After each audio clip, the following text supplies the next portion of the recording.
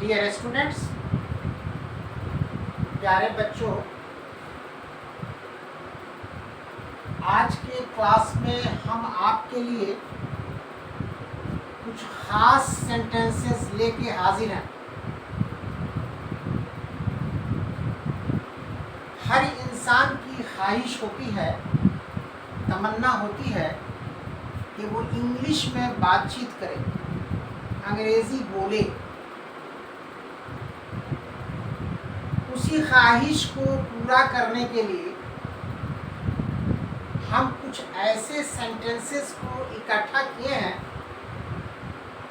जिसके ज़रिए अंग्रेज़ी बोली जा सकती है। These are the sentences, ये सब सेंटेंसेस हैं I have written on whiteboard. By the help of these sentences, you can develop your English speaking power. Are you getting my points? क्या आप मेरी बातों को समझ रहे हैं? ये जितने सेंटेंसेस लिखे हुए हैं, इसके माध्यम से आप अंग्रेज़ी बोलना आसान बना सकते हैं। तो चलिए हम देखते हैं एक एक करके सेंटेंस को। इंग्लिश स्पीकिंग सेंटेंसेस, ऐसे सेंटेंसेस जो अंग्रेज़ी बोलने में मददगार होते हैं, इसका मतलब यही है इंग्लिश स्पीकिंग सेंटेंसेस। तो लेट अस सी, चलिए देखिए एक एक करके। पहला है first, he will have been sending the mail. इसकी हिंदी है वह मेल भेजता रहा होगा, और ये सेंटेंस है अफर्मेटिव सेंटेंस। 2 नंबर पे है second, will he have been sending the mail. इसकी हिंदी है क्या वह मेल भेजता रहा होगा। ये सेंटेंस आपका इंटेरोगेटिव सेंटेंस है। अब तीसरा देखिए, थर्ड में है will he have been not sending the mail. इसकी हिंदी है क्या वह मेल नहीं भेजता रहा होगा। ये सेंटेंस आपका इंटेरोगेटिव निगेटिव सेंटेंस है। ये सेंटेंस आपका इंटेरोगेटिव निगेटिव सेंटेंस है। अब 4 देखिए, 4 number, he will have been not sending the mail. He will have been not sending the mail. इसकी हिंदी है वह मेल नहीं भेजता रहा होगा, और ये सेंटेंस निगेटिव सेंटेंस है। 5 देखिए, 5 number, why will he have been sending the mail?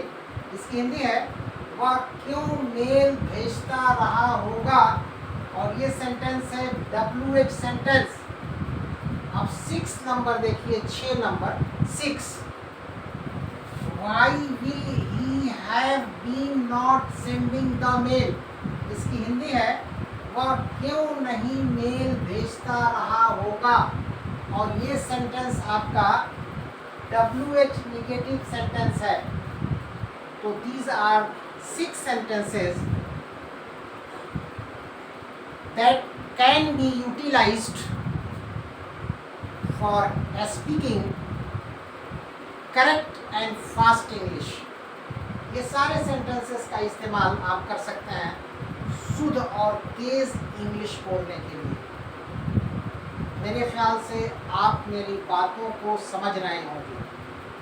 हाँ, एक बात आपको बताना हम बहुत मुनासिब समझेंगे कि ये जितने सेंटेंसेस हैं, इसको घर में आप सुबह, दोपहर, शाम खुद से प्रैक्टिस कीजिए, 10 बार, 20 बार, 50 बार, 100 बार घर में खूब बोलिए, खूब बोलिए।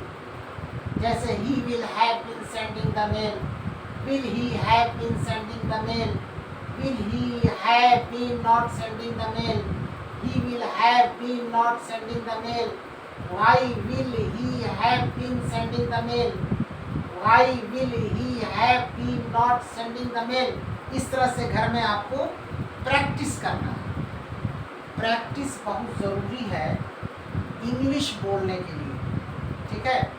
किसी भी चीज़ की प्रैक्टिस यूज़फुल होती है, कारआमद होती है, लाभदायक होती है, फ़ायदेमंद होती है। इसकी आप प्रैक्टिस कीजिए। If you do practice regularly at home, अगर रेगुलर प्रैक्टिस घर पे आप करते हैं, इसका मतलब यही हुआ तो अंग्रेज़ी बोलना आपके लिए बेहद आसान होगा।